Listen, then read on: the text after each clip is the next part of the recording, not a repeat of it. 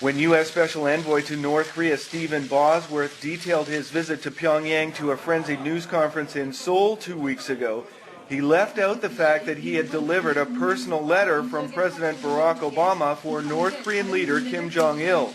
Back in Washington, administration officials tried to avoid divulging its contents, as the back-channel negotiations that have characterized relations between the U.S. and North Korea continue. The President, without getting into the details of diplomatic correspondence, the President's letter to the North Koreans coincided with and was delivered by Mr. Bosworth, who was there to get the North Koreans, who are isolated in a way that the Iranians will soon be from the international community based on their provocative actions, to convince them to do what is in their interest, and that's come back to the table and ultimately live up to the agreements they signed to give up and to denuclearize the Korean Peninsula.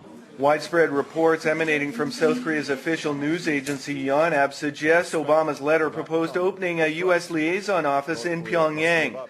That report was soon roundly denied by both Seoul and Washington.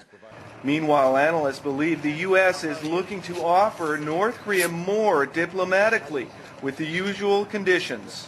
North Korea now wants peace treaty and normalization of relations with the US. If the two agendas really were on the table during Bosworth's visit to Pyongyang, I think it is likely to be on the six parties negotiating table too. But from the US perspective, such talks will only happen when the North abandons its nuclear weapons program, and I don't think that's very likely. Despite the lingering skepticism of the experts, it seems momentum is leading toward further contacts. I spoke with several analysts on the prospective contents of U.S. President Barack Obama's letter to North Korean leader Kim Jong-il, and they all seem to agree on at least one fact.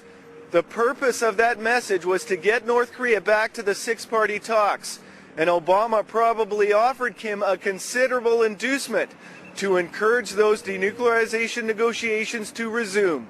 Frank Smith, Press TV, Seoul.